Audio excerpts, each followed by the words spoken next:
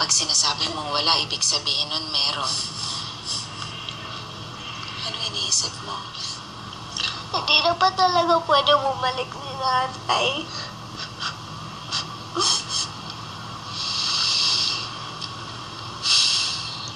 Alam ko, Sophie, mahirap intindihin yung nangyayari.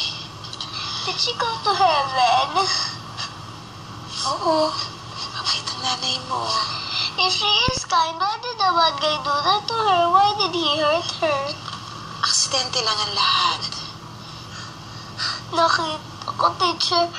She was just helping the old lady. Mali ba yun? Hindi, no, hindi mali yun. Sabi ni nanay, if I did good, I'll get a reward. Hindi toys, but a reward from God. She was just doing good that day. What kind of reward did she get?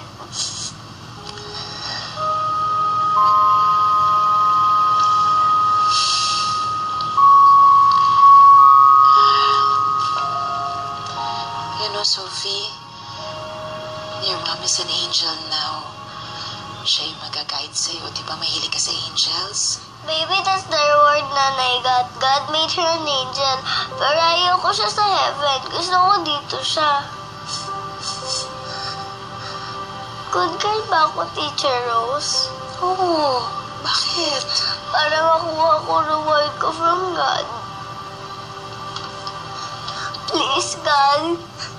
I've been a good girl. Please, give my nanay back, please. Sophie. Nanay, Sophie. sasagutin ba ni God ang prayer ko? Ibabalik niyo ba si nanay? Why? Why won't he answer my prayer? Sophie. Lahat ng prayers natin sinasagot ng Diyos. Pero minsan hindi lang natin nakikita. I don't understand. In time, Sophie, in time. Bakit ayaw niya sagutin ang prayer ko? Bakit ayaw niya ibalik si nanay? I hate him, Teacher Rose. I hate him. No. Huwag ganun. Alam ko, hindi ko kayang ipaliwanag sa'yo ngayon. Pag malaki ka na, naiintindihan mo ang lahat.